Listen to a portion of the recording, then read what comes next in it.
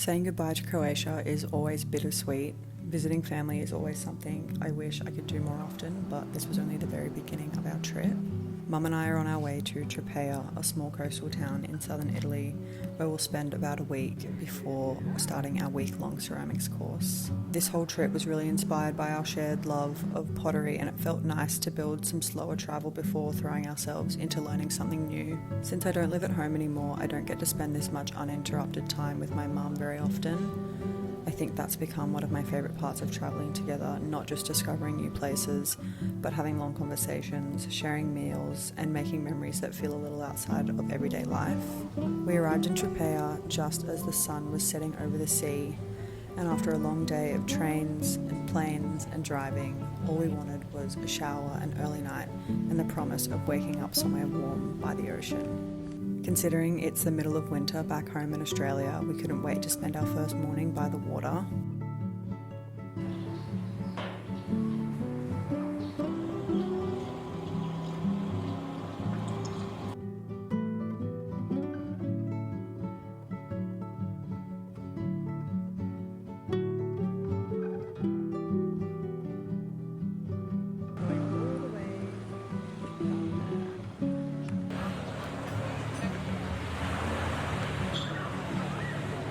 Can't wait to get in the water. I grew up by the ocean and I don't think that'll ever leave me. There's something about being back in the sea that makes everything else go quiet. My favourite thing to do is just float on my back and look towards the shoreline, listening to the waves roll over the pebbles. It's one of the few places where I feel completely present and calm. Guys, I am so sunburnt. It took like 30 minutes. I had sunscreen on my face and my chest, but we forgot our body sunscreen at the room, so Mum kindly went back and got it. And in that time, my legs and my stomach is so burnt. Not only do I have pale skin, but Melbourne grey skies and winter has prepared me for nothing. My skin has absolutely zero tolerance for the sun.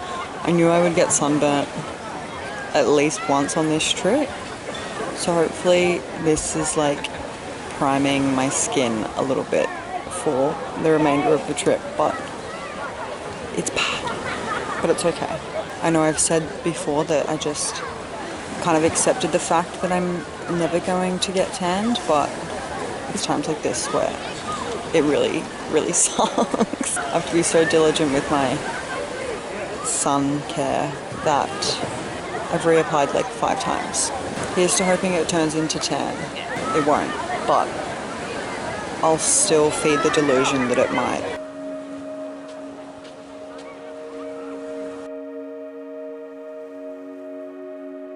We took it pretty slow on our first day in Tropea. We wandered around the town for a while before hiding from the afternoon heat back at the apartment.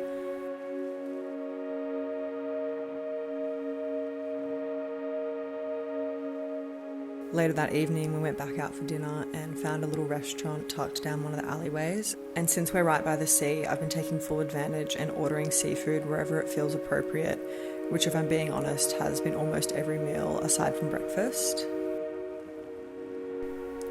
I started the day out with a coffee on the balcony, watching the town wake up before heading out for a mandatory second coffee and pistachio croissant. We took a break from the beach to explore a little bit more of Tropea, wandering through a few little shops and planned what else we wanted to do while we were here. Lunch was at the most beautiful restaurant overlooking the water, followed by gelato, which has been a daily ritual at this point. And back at the apartment, I had discovered that Mum had never seen Call Me By Your Name, so I insisted we spend the afternoon watching it before heading out to find somewhere showing the France versus Spain World Cup match.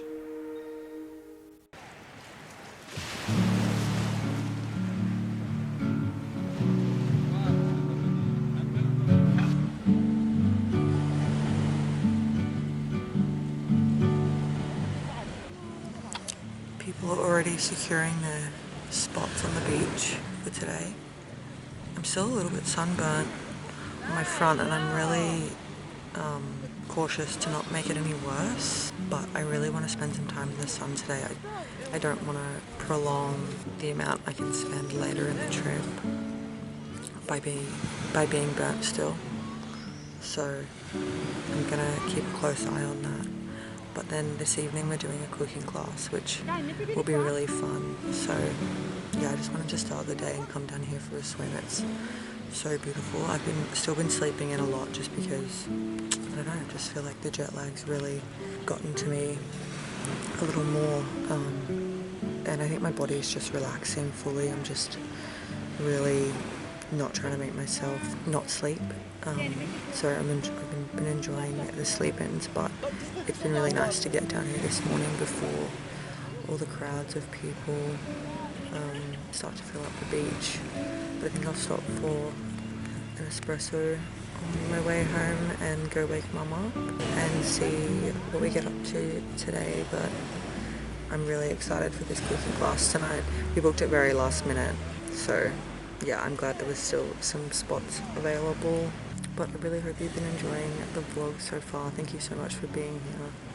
It feels really special to be able to do this, you know, not only for you guys, but for myself as well. I know that in like 10 years, 20 years, I'll look back on these videos and smile and be glad that I put in the effort to document it.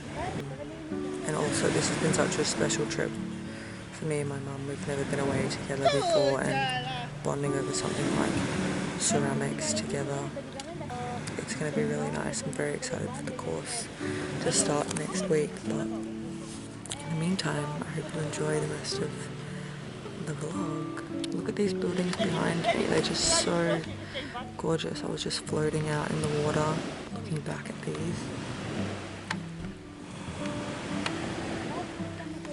Stunning. But I'm just reading some Mary Oliver now while I'm on the beach. It's just gorgeous. It's a lot about nature and spirituality and a little bit about God, but when she speaks about God, I don't take it in the religious sense, more just the higher power sense. But I think she just uses those words to sort of personify the higher power. But yeah.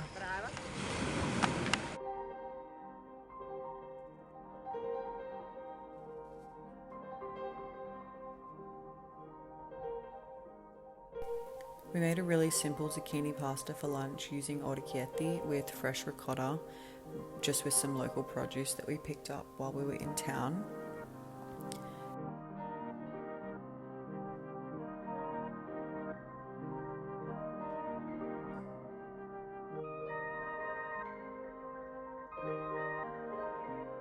And then that afternoon we joined a cooking class on a small run farm by Maria, who has been a chef for over 30 years.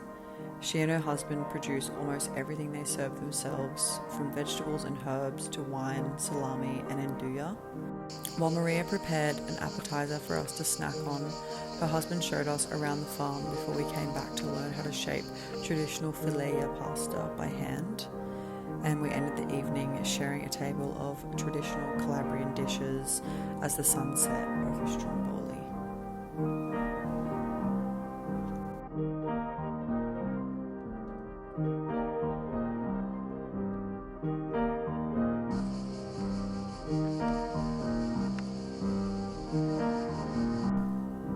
We watched one last sunset over the ocean with the Spritz before packing our bags for Sicily the next morning. Thank you so much for coming along with me on this little Italy adventure. I always love being able to capture these moments, not only to share them with you, but to have something to look back on years from now and remember the little details, the places we visited, the things we ate, and the time we got to spend together.